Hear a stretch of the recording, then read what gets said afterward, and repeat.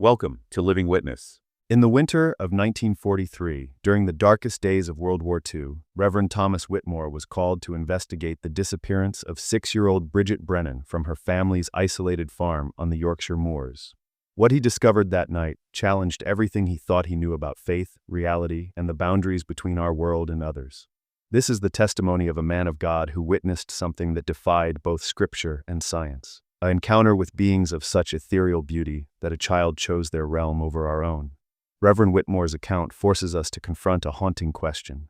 In a world torn apart by war and suffering, might there be places where wonder still lives untouched? And if such places exist, what does it mean when the innocent choose to leave us behind?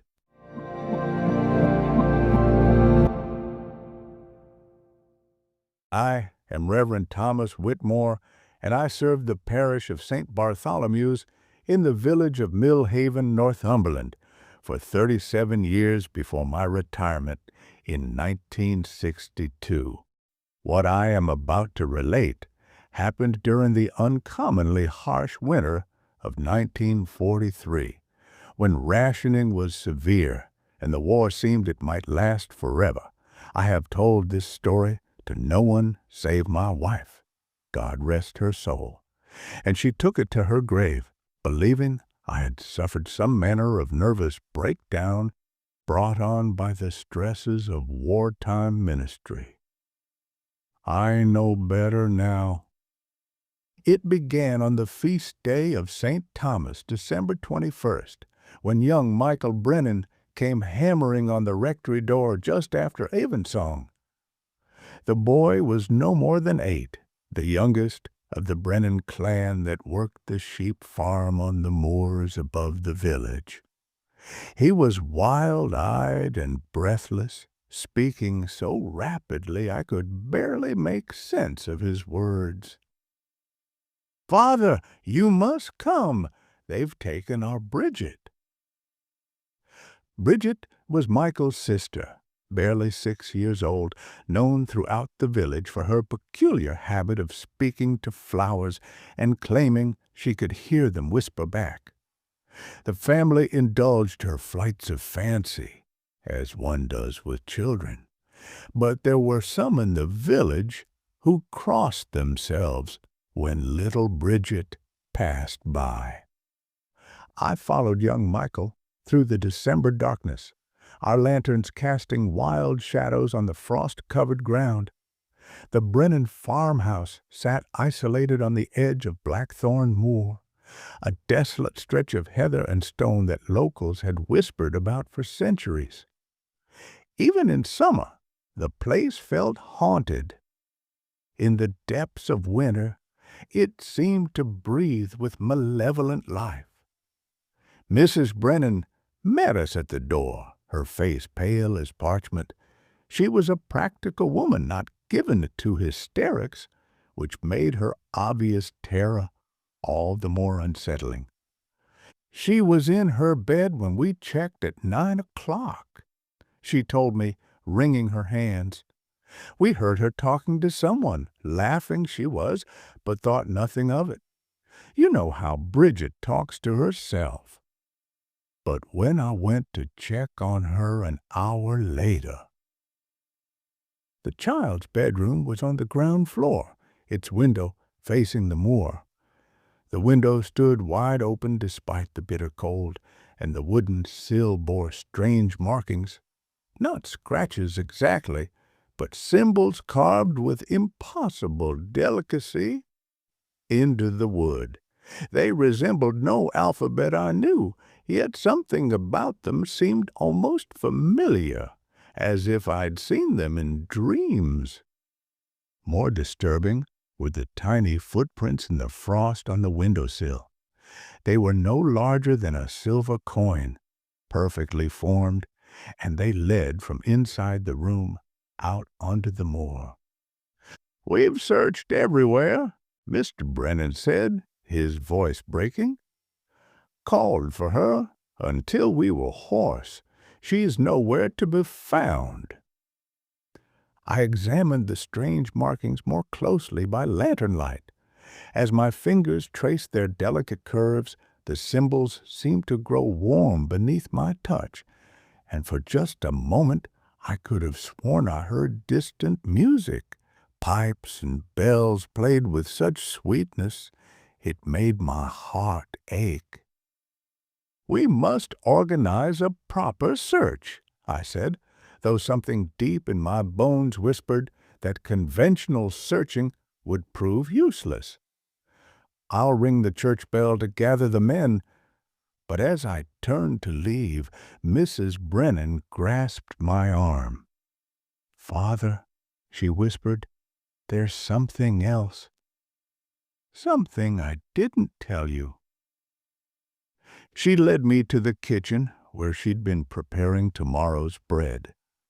The flour on her work surface bore the same tiny footprints we'd found on the windowsill, dozens of them, dancing in circles around the mixing bowl. "They were here," she breathed, "in my kitchen while we slept." I had read of such things in the old texts, accounts dismissed by modern scholars as medieval superstition. But standing in that kitchen, seeing the evidence with my own eyes, I felt the weight of older truths pressing down upon me. The search party assembled within the hour. 12 men from the village, armed with lanterns, ropes, and the stubborn determination of Yorkshire farmers. We combed the moor methodically, calling Bridget's name into the wind. But the night seemed to swallow our voices, and the beam of our lanterns revealed nothing but endless stretches of frozen heather. It was young Tom Fletcher who first noticed the lights. "Father," he called, pointing toward a distant hollow, "what would you make of that?" Far across the moor, barely visible through the darkness, tiny lights danced in patterns too deliberate to be natural. They pulsed in rhythm like heartbeats made of starlight, forming circles and spirals that hypnotized the eye. "Will-o'-the-wisps," muttered old Sam Hartley, the village blacksmith. "Marsh gas, nothing more." But I knew better.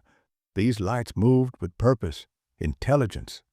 And as we watched, transfixed, the sound of music drifted across the moor, the same ethereal melody I'd heard when touching the cymbals. "We must follow them," I said, though every instinct screamed against it. The other men hesitated, fear plain on their weathered faces. In the end, only young Tom Fletcher and I continued toward the lights. The others waited at the edge of the hollow, their lanterns bobbing like anchored ships in a sea of darkness.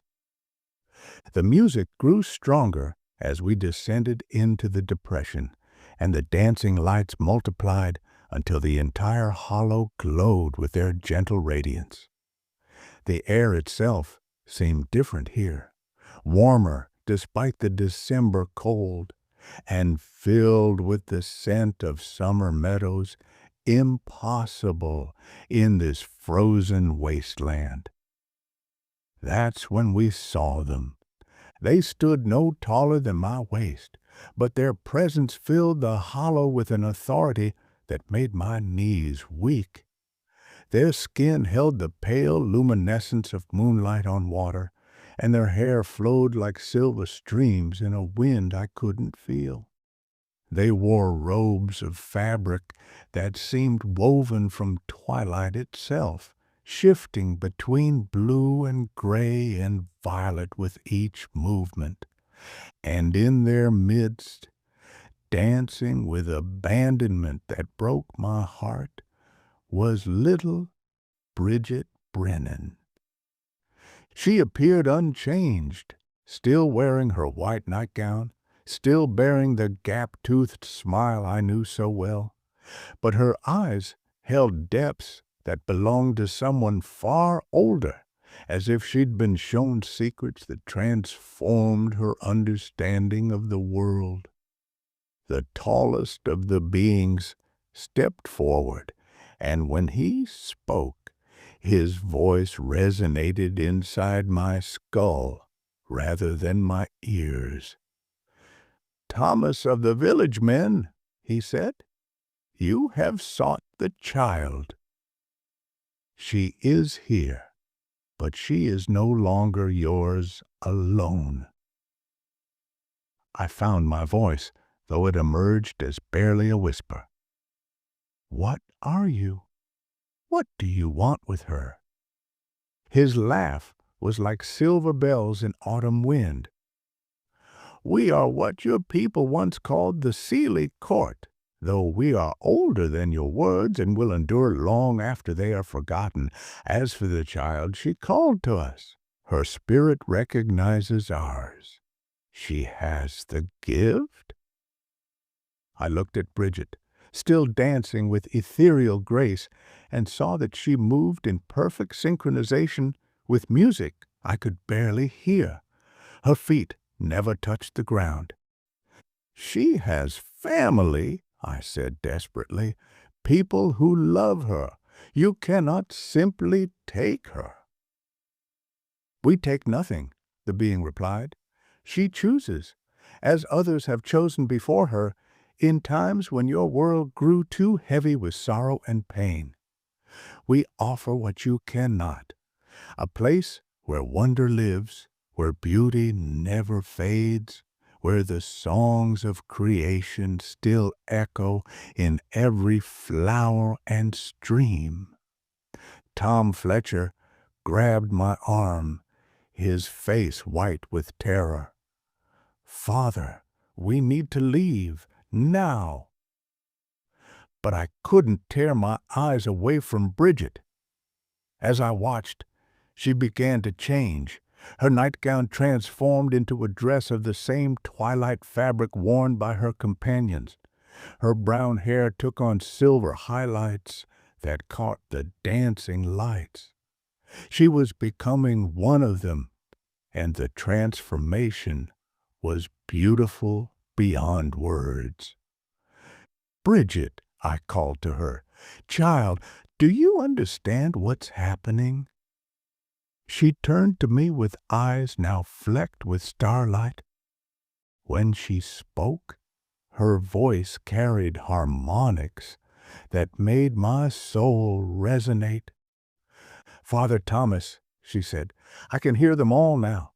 Every flower, every blade of grass, every stone, they've been trying to tell us their stories for so long, but we forgot how to listen. I don't want to forget again." The tall being extended his hand toward me. "You may join her, priest of the new faith. Your soul carries echoes of the old wisdom. We would welcome one who has spent his life serving something greater than himself." For a moment, God forgive me, I almost stepped forward. The promise in his voice was intoxicating. Eternal youth, endless wonder, freedom from the grinding sorrows of wartime humanity. I thought of the telegram I'd delivered just that morning, informing the Harrow family that their son had died at Monte Cassino. I thought of the bombed cathedral in Newcastle, its ancient stones scattered like broken prayers. But then I remembered my duty to the living, to the frightened parents waiting in the darkness above. "I cannot," I said. "My place is with my flock." The being nodded as if he'd expected my answer. "Honor guides you, as it should. But know this, the child goes willingly to a realm where she will know only joy. Would you condemn her to grow old in a world that burns its children in wars they do not understand?" I had no answer for that terrible question. Bridget ran to me then, her small arms encircling my legs in a final embrace. She felt solid, real, but also somehow distant, as if she were already fading from our world. "Tell Mama and Papa I love them," she whispered. "Tell them I'm safe. And Father Thomas, when the war is over, when the world is quiet again, look for me in the flowers. I'll still be talking to them." She kissed my cheek, and her lips left a sensation like cool starlight against my skin. The music reached a crescendo that seemed to shake the very foundations of reality. The lights began to spin faster, forming a whirlwind of luminescence that hurt to look upon directly. When my vision cleared, the hollow was empty, save for Tom Fletcher and myself, standing in ordinary December darkness with our mundane lanterns. We climbed out of the hollow in silence. I told the search party that we'd found no trace of the child, which was true in its way. The official report stated that Bridget Brennan had wandered onto the moor during the night and presumably fallen into one of the many sinkholes that dotted the area. Her body was never recovered. But I knew the truth, and sometimes, even now in my old age, when I walk through my garden in the early morning, I hear faint laughter among the roses. I see movements in my peripheral vision, a flash of silver hair, the flutter of twilight fabric. The Brennan family moved away the following spring, unable to bear the memories. The farmhouse stands empty still, though locals report strange lights in its windows on certain winter nights. The symbols on Bridget's windowsill remain, weathered but still visible, and children claim they grow warm to the touch. I never spoke of this to my congregation, of course.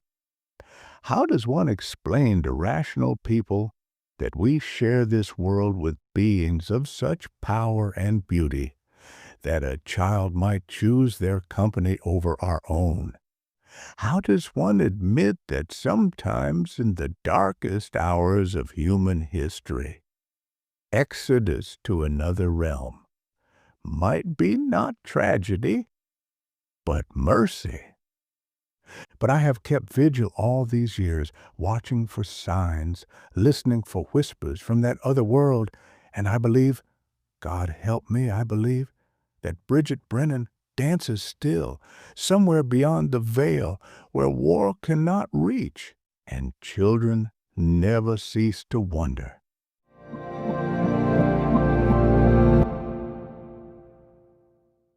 A story like this sparks theories and speculation, but we're here to strip all of that away. Just the two of us, focused on the facts and the truth. Welcome to Deep Dive, where we examine every angle without distractions. But first, let's take a quick break. Time to refocus, recharge, and prepare to go even deeper. Stay with us.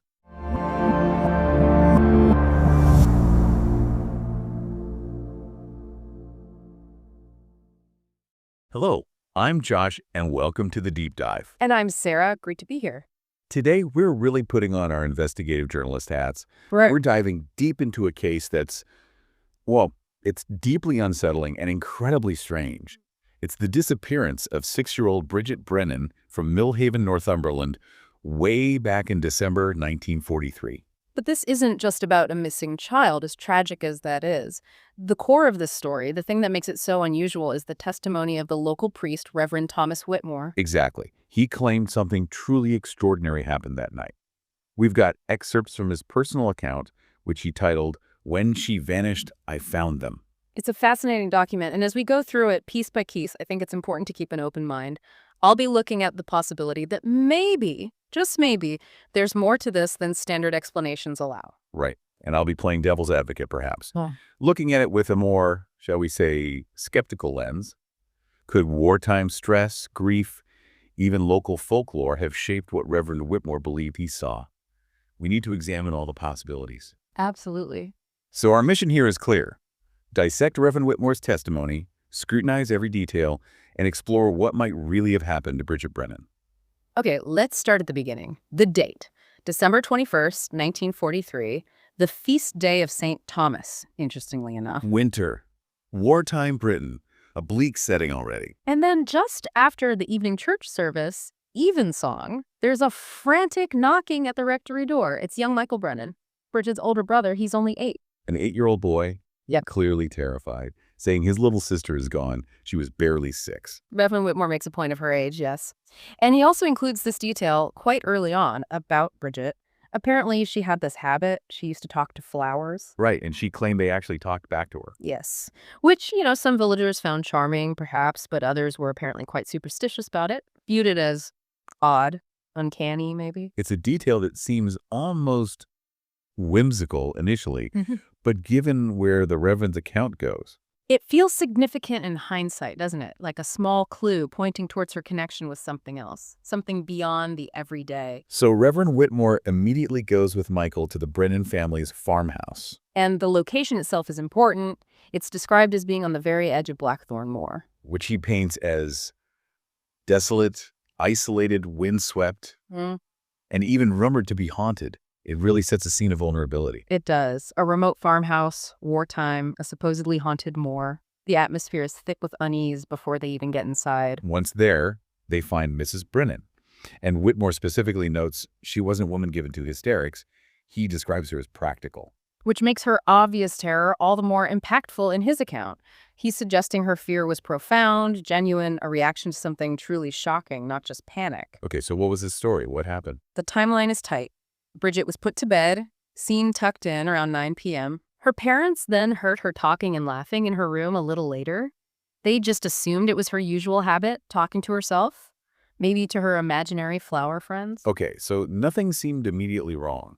Not initially, but then maybe an hour later, around 10 p.m., they checked on her again, and she was gone. Gone, just vanished from her room. Vanished. And the window in her ground floor bedroom was found wide open. Wide open. In the bitter cold of a Northumberland December. That's immediately suspicious. Highly suspicious. And this is where Reverend Whitmore's observations start to become really peculiar. He examines the windowsill. Expecting maybe scratches, signs of a forced entry, or maybe just signs of a child climbing out. Right. But he finds neither. Instead, he describes these delicately carved symbols in the wood. Carved, not just marks, but actual carvings. Yes. He says they resembled no alphabet he knew, nothing human he could recognize. And yet, he felt this strange sense of familiarity looking at them, like an echo of something long forgotten. Familiarity. That's interesting. Psychologically, under stress, the mind can play tricks, try to find patterns. Could it have been pareidolia? Seeing meaning in random marks? It's possible, certainly. That's the skeptical take. But Whitmore seemed convinced they were intentional, meaningful. And then there were the footprints. Footprints. On the windowsill. Yes, in the frost on the outer sill, but they weren't Bridget's footprints. They were tiny, impossibly small. How small? He described them as being no larger than a silver coin, perfectly formed like miniature human feet. Okay, that is incredibly strange. Footprints the size of a coin, leading into the window. Exactly, leading out onto the frost-covered moorland. With no other tracks around them, apparently. Not Bridget's, not an animal's, just these impossibly tiny prints. That detail alone, it challenges any simple explanation, doesn't it? A 6-year-old climbing out is one thing. Coin-sized footprints are something else entirely. It really is the point where the narrative veers sharply away from the conventional.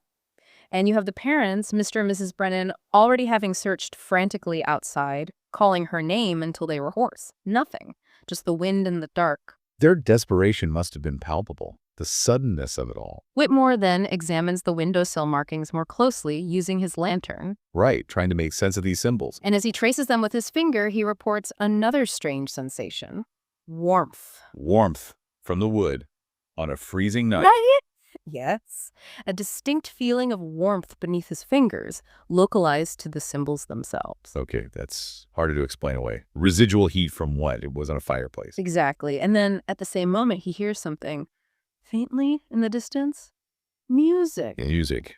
Out on the moor. Pipes and bells, he said. A melody that was somehow both sweet and heartachingly sad. It was fleeting but distinct. Pipes and bells. Again, very specific. Could it have been the wind? Or perhaps something carried from the village, distorted by distance. Stress can heighten senses, or even create auditory illusions.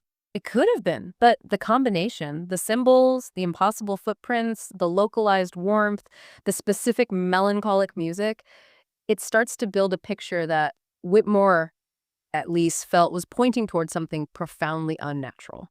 And the strangeness wasn't confined to the windowsill, was it? No. While Whitmore is outside, Mrs. Brennan makes another discovery. Inside the house.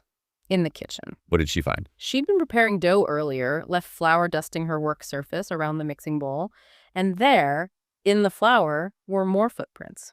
Don't tell me. The exact same tiny, coin-sized footprints found on the windowsill, making little circles around the mixing bowl. Inside the house, while they were all asleep. Apparently so. It implies whatever made those prints was not only outside, but had been inside the house as well, moving around undetected while the family slept. Okay, this deepens the mystery significantly. It rules out Bridget simply wandering off and someone finding her outside.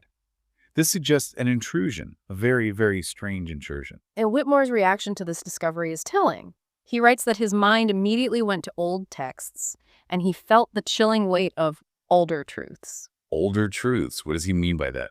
Folklore, local legends. It certainly seems that way. It suggests he wasn't just thinking in terms of criminals or accidents anymore. He was connecting these bizarre events to pre-Christian beliefs, perhaps about the fae, the good folk, or other entities believed to inhabit the moors and wild places, things much older than the church.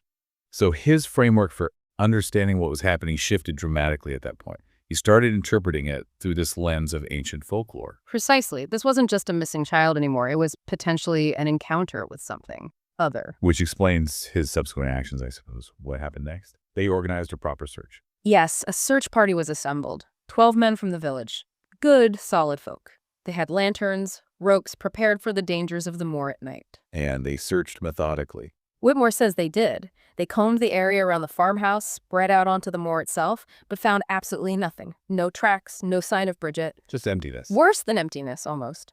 Whitmore describes the wind as seeming to swallow their shouts, the moor itself feeling oppressive, almost like it was hiding her, resisting their efforts. That atmosphere again. The landscape as an active participant. Very gothic. Very. And then, hours into the fruitless search, something happens. One of the younger men in the party, Tom Fletcher, spots something. What? Lights. In the distance.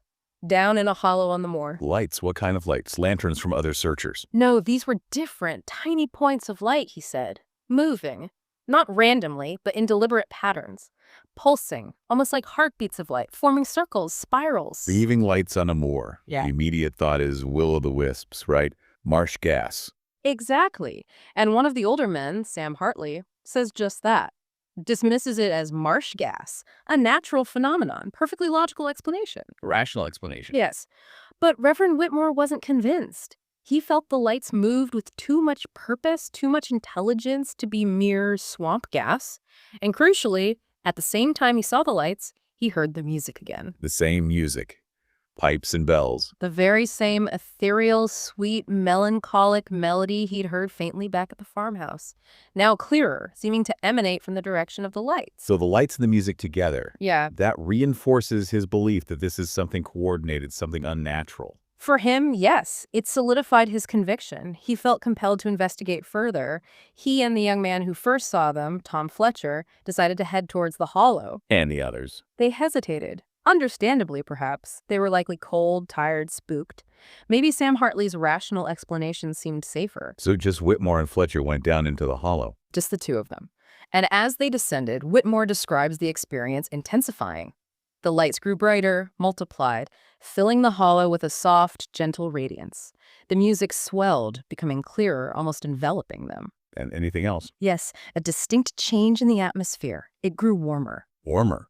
Again. Noticeably warmer, and the air filled with an impossible scent, the smell of summer meadows, flowers in bloom. This, remember, is on a freezing December night on a barren moor. Okay, these sensory details here are profound. Warmth, summer scents, music, lights. It's like they stepped out of the normal world. This is where his account goes fully into the realm of the extraordinary. Absolutely. And then they saw them. So what? Or who? Beings. Figures in the light. He describes them as being no taller than his waist. Small figures, like the footprints. The implication is there, yes. They seem to glow with a pale internal luminescence. He mentions silvery hair and robes made of a strange fabric that seem to shift and shimmer like twilight itself. Wow. That description is straight out of folklore. Classic depictions of the Fae. It is. And he says their presence, though they were small, filled the hollow with a palpable sense of authority, ancient power. And Bridget. Was she there? She was, standing among them, dancing. Dancing. Yes, with a kind of wild, joyous abandon. She seemed unharmed, physically the same little girl, but Whitmore noted something different in her eyes. A depth, a knowledge that wasn't there before. So she wasn't distressed. She seemed happy. That's how he portrays it. Serene, even ecstatic within this bizarre, otherworldly gathering. But then comes the direct communication. How did they speak?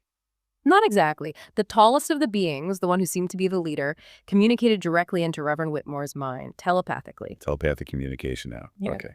What did it say? It addressed him by name. Thomas of the Village Men, it apparently said, inside his head. Acknowledging his role, his identity. Yes, and then it said of Bridget, she is here, but she is no longer yours alone. Chilling. A clear statement of possession almost, or at least shared custody with whatever these beings were. Whitmore, understandably, demands to know who they are, what they want with the child.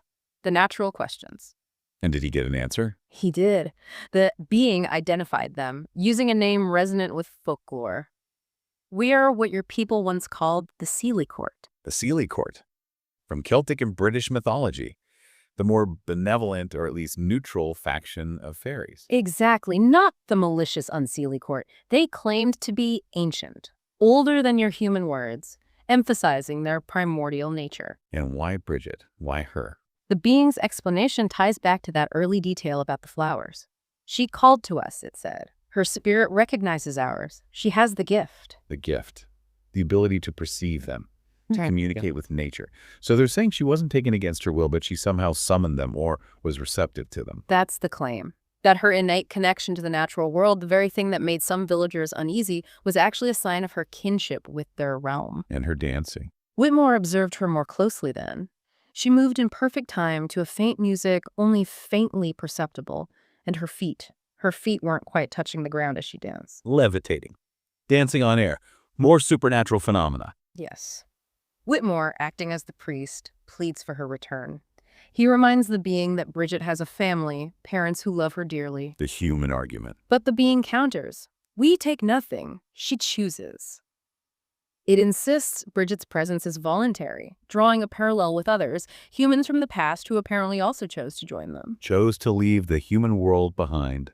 For what? The being offers a description of their realm. A place where wonder lives, where beauty never fades, where the songs of creation still echo. The classic allure of the fairy realm, an escape from hardship. Especially potent during wartime, you imagine. An escape from suffering, rationing fear. Immensely potent. And as this conversation happens, Whitmore notices Bridget changing physically. Changing. Her simple nightgown seems to shimmer, transforming into something finer, more like the being's own robes. And streaks of silver begin to appear in her hair. Physical signs of her becoming. One of them. Assimilating. It appears so. Whitmore manages to ask Bridget directly, do you understand what is happening?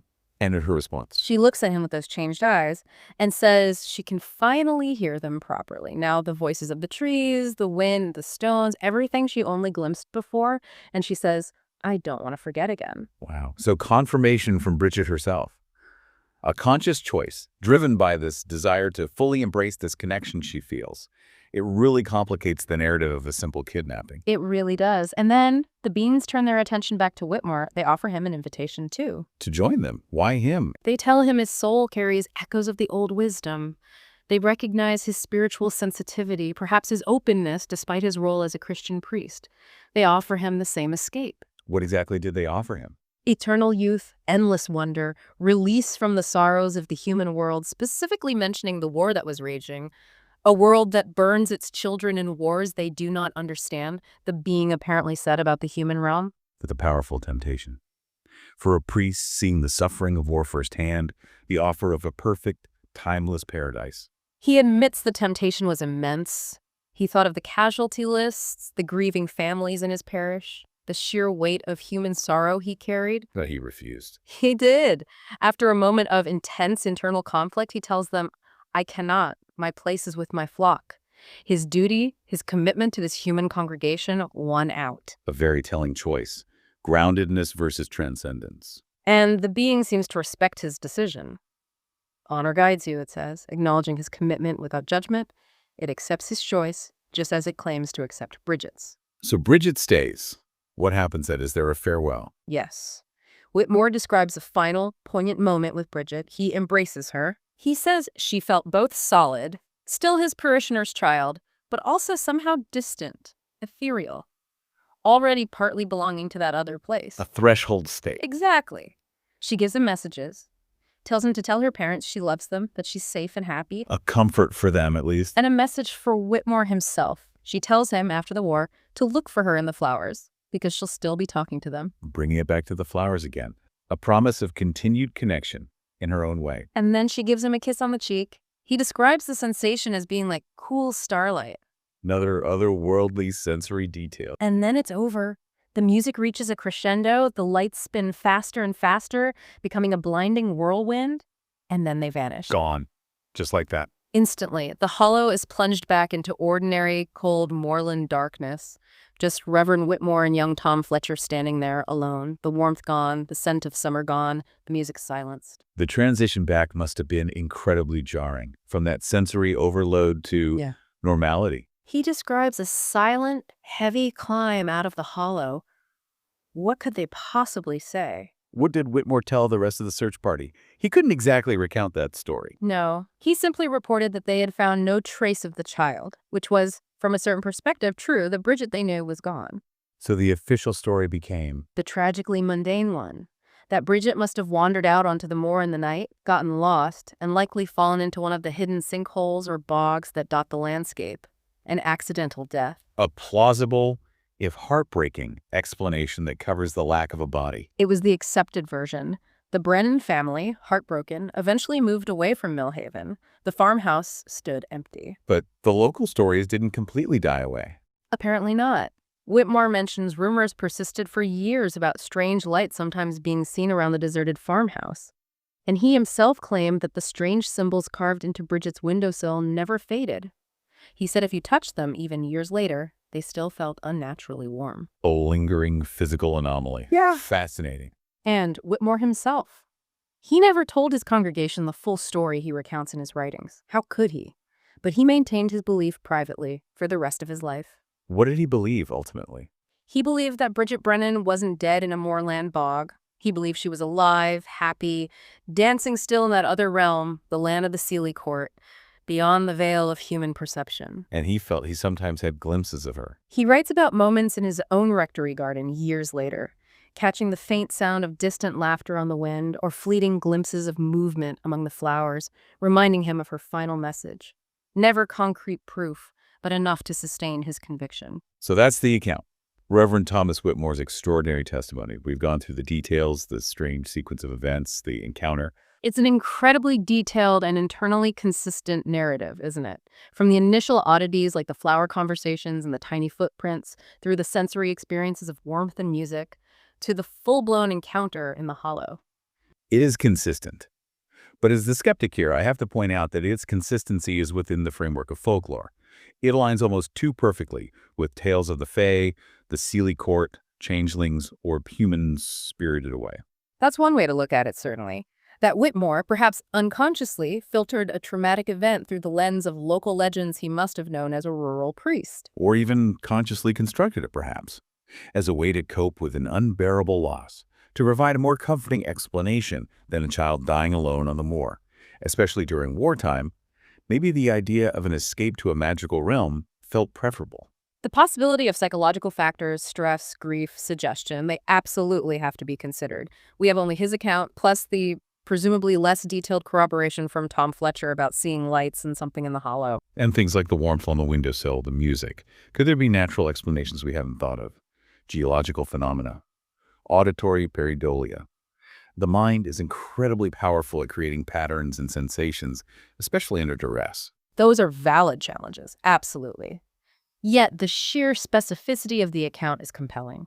The coin-sized footprints inside and outside the house, the distinct symbols, the telepathic communication, Bridget's own reported words confirming her choice.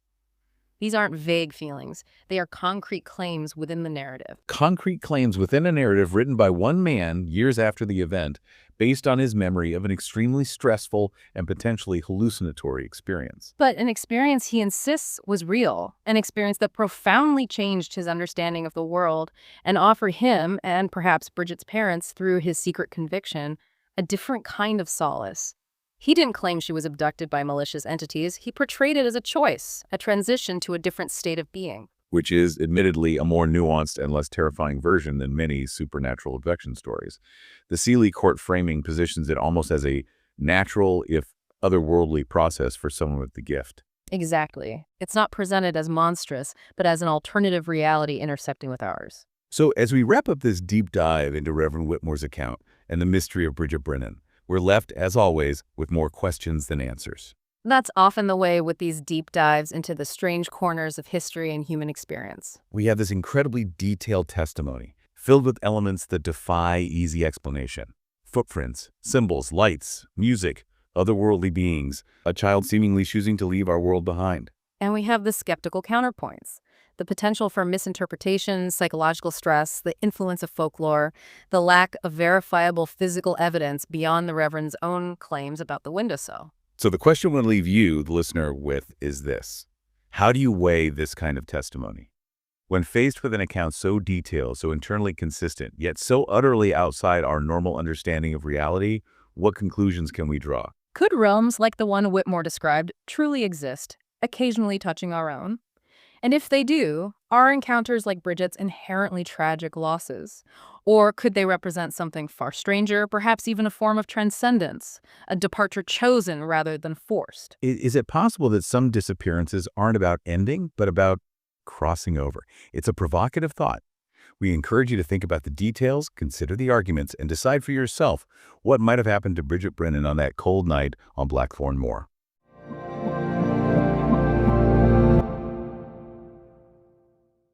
Reverend Whitmore's testimony reminds us that not all mysteries are meant to be solved, and not all departures are tragedies. Little Bridget Brennan didn't vanish, she chose. In a world torn apart by war, where children were dying in conflicts they couldn't understand, she found beings who offered something our reality couldn't: eternal wonder, endless beauty, and the ability to hear the songs that flowers sing. The Reverend's account challenges our assumptions about loss and salvation.